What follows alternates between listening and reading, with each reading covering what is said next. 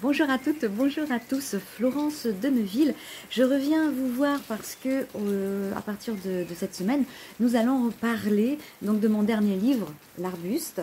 Voilà, donc l'Arbuste, je vous le rappelle, qui est la suite des Petites Graines et qui a toujours pour héroïne Manon et Enzo, son frère.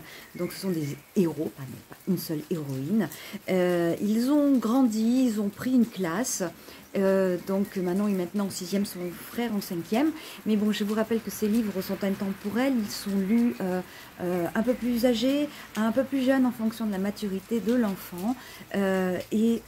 Voilà, même les adultes le lisent puisque, comme je vous le disais, comme dans les petites graines, c'est un condensé de plein de lois de l'univers. Donc aujourd'hui, naturellement, nous allons parler du premier chapitre qui parle du prisme. En fait, pourquoi est-ce que j'ai voulu parler de prisme? Simplement pour bien faire comprendre que nous voyons les choses chacun à notre façon. Et c'est pour ça qu'il y a souvent autant de divergences d'opinions. Et heureusement, c'est ce qui fait la richesse en fait de notre monde. Et tout le monde ne voit pas et ne pense pas de la même façon. Mais cela doit en effet suggérer beaucoup de tolérance de la part de chacun d'entre nous, puisque en fait chacun va analyser une information qu'il va recevoir à un instant T en fonction de ce qu'il a été, de ce qu'il a vécu, de ce qu'il est et de la façon dont il a été élevé. Donc c'est très important de se rappeler tout le temps de ça et de se dire c'est pas moi forcément qui ai raison, c'est pas l'autre non plus forcément qui a raison, mais chacun a raison puisqu'il voit en fonction de sa propre histoire, de son propre historique. Comme je le dis dans le livre, comme Manon se le fait expliquer par l'institutrice, en fait, si un enfant, par exemple, vient d'une famille où il y a beaucoup de bruit, où les parents se disputent beaucoup, forcément, il ne va pas réagir de la même façon qu'un enfant qui vient d'une famille dont les parents ne crient jamais, où il y a beaucoup d'harmonie. Donc, les conséquences de ce qui va se passer ne vont pas être intégrées de la même façon. Tout comme on peut remarquer que souvent, malheureusement, un enfant battu va lui-même, s'il ne se soigne pas, s'il ne se remet pas en question, va prendre ça pour acquis et l'amour que lui a transmis ses parents, par exemple le père s'il bat, ça pour lui, ça va être interprété comme c'est comme ça qu'on aime chez moi. Donc, c'est comme ça que je vais faire chez moi, donc à mes enfants, etc.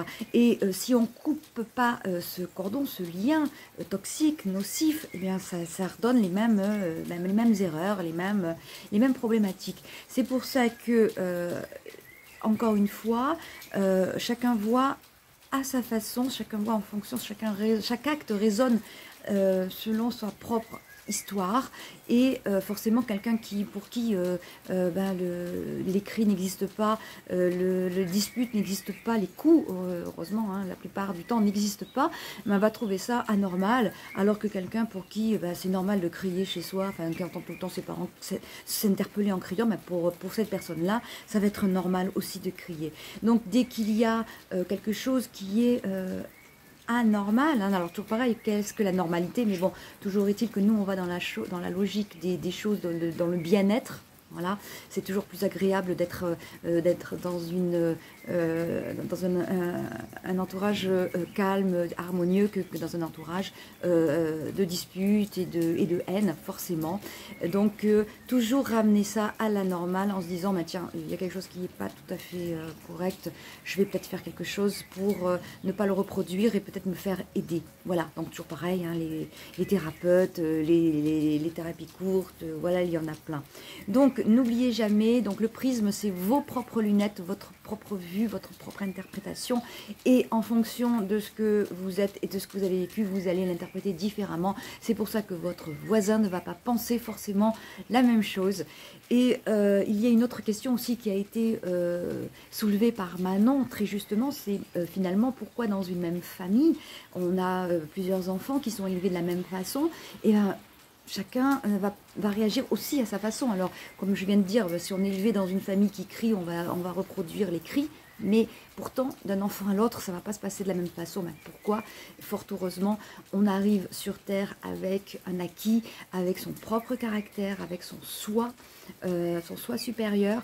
Et heureusement, on ne réagit pas tous de la même façon. Il y en a qui vont réagir en se laissant écraser, terrasser par ces événements, d'autres qui vont se dire ben non, moi je ne veux pas de ça, et qui vont résister, lutter, et qui vont aller consulter par exemple.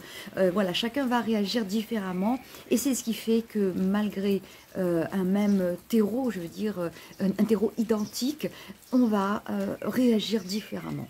Voilà, donc je vous invite à réfléchir à ça, les enfants, à vous dire tiens, ben il y a telle chose qui me déplaît par exemple chez moi, est-ce que vraiment je vais le reproduire inconsciemment dans ma propre famille quand je la formerai, ou est-ce que ça me déplaît suffisamment pour que je travaille dessus et pour que j'aille comprendre ce qui ne va pas et ce qui me dérange. Voilà, donc je vous invite toujours à vous poser ces questions. Est-ce que c'est bon pour moi? Est-ce que c'est bien? Est-ce que c'est normal que je réagisse comme ça? Ou est-ce que je peux y faire quelque chose? Voilà, c'était le thème du premier chapitre donc du livre L'Arbuste, toujours paru aux éditions Le Lys Bleu, la suite des petites graines, et je vous invite fortement à le lire, à le conseiller, à le recommander à vos ados, à vos pré-ados, si vous en avez, si vous êtes des adultes, à le lire vous-même, toujours avant vos enfants. Je vous dis à très bientôt, à la semaine prochaine pour une autre vidéo. Merci, au revoir.